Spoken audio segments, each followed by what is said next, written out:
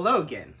In this video lecture, we're going to discuss Jean-Jacques Rousseau's view of the state of nature and the social contract. This comes from your readings, which is a selection from his book, The Social Contract.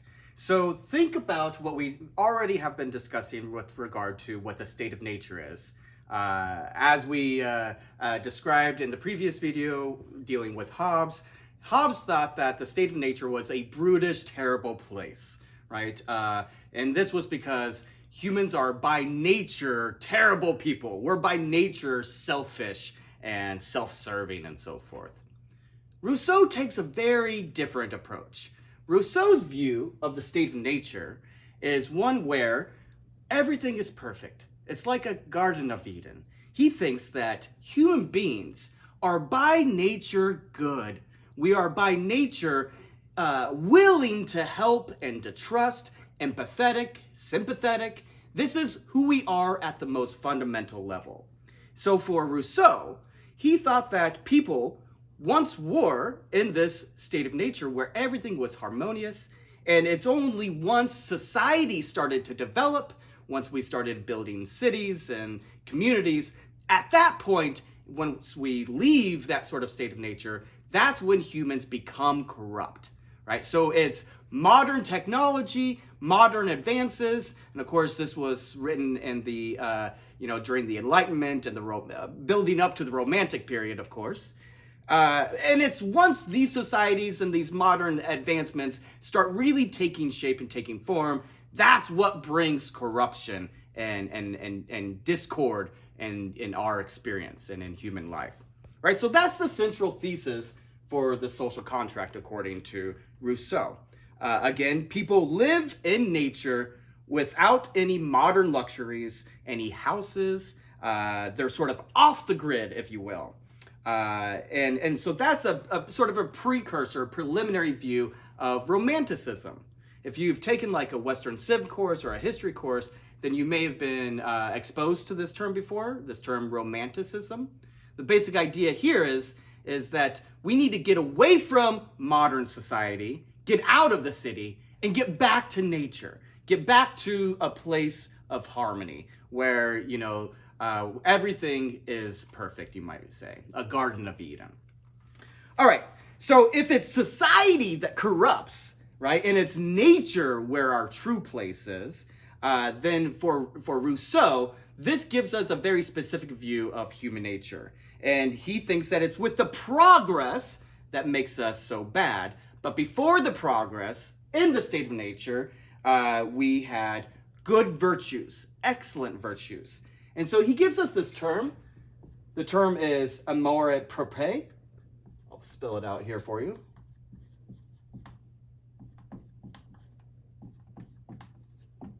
That's a French term, hence my mispronouncing of it. And what that basically means is self-love. And it's with amour propre, or self-love, that he thinks leads to things like pride, jealousy, and vanity. You can kind of think of images of this time, paintings, people looking in mirrors, people really, taking pride and ownership of all of their luxuries, their gowns, their wealth, their prosperity, their advancement, their progress, right? In fact, the Enlightenment period was very much dominated by this kind of,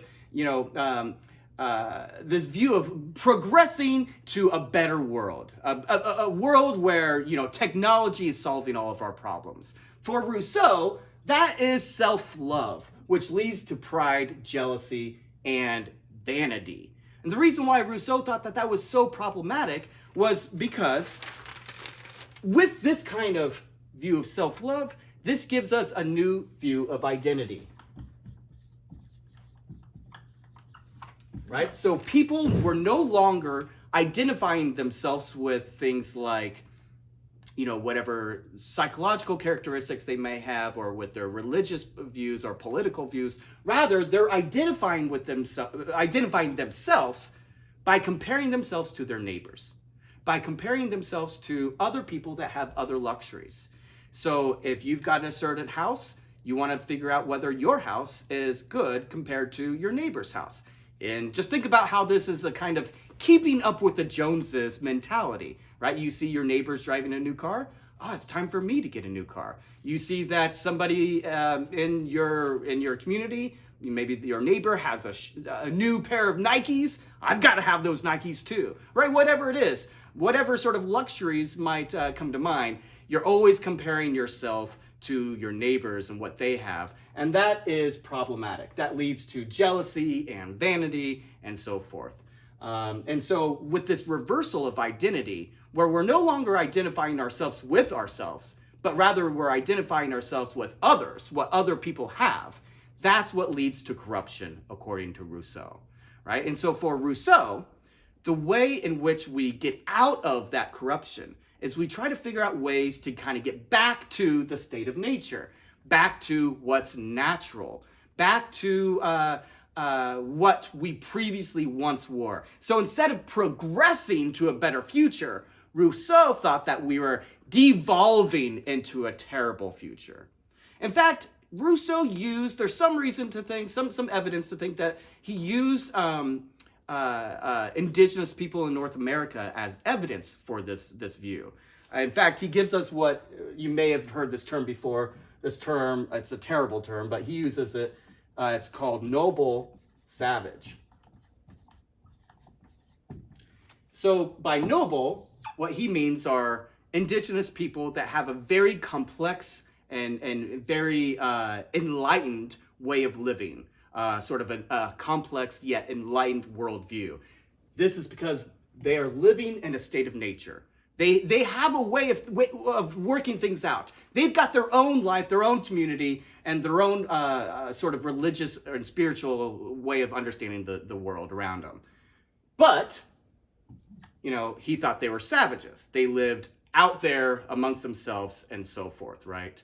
Now, he used this as evidence for his view because it was only once the European white men came and started bringing things like new technologies, new guns, horses, and so forth, that he thought that the noble savages, just specifically indigenous people of North America, he thought that that's when their lives started falling apart. That's when alcoholism increased. That's when you had these communities starting to break down. That's when you saw them no longer endorsing, you know, the religious views that they once held, and so forth. And so he thought that that particular community, those communities, devolved with the introduction of European technologies, European luxuries, European houses, European ways of living, right? And so he thought that those same problems were corrupting European folks as well. Now, of course, that's not a good explanation. A much better explanation is that European white folks just murdered these people and forced them to change their ways of life. But who cares right now, at least with regard to what the actual best explanation is? The explanation that Rousseau gave was that once, back at a later or earlier period of time, the noble savages lived in a kind of a state of nature and their lives were better. And it was with the introduction of modern technologies that their lives started to devolve. And so he used this as a kind of example to show why we need to use a social contract that allows us to escape from modern technologies, get out of the city and back into nature. That was sort of the way in which Rousseau was approaching his political philosophy, social philosophy in general. Get away from the crowd, get away from the public, and get back to your own inner life, your own romantic life, your own emotional life. And so what I want you to do in the next couple of videos that you're going to watch is think about in what way, again, this maps onto Martin Luther King Jr.'s own approach. This is a way of thinking about politics insofar as you're getting away from those things that corrupt, the things that lead to vanity and jealousy and so forth, and instead embracing, endorsing the things that are specifically about you, your identity, your community, who makes you important, and so forth.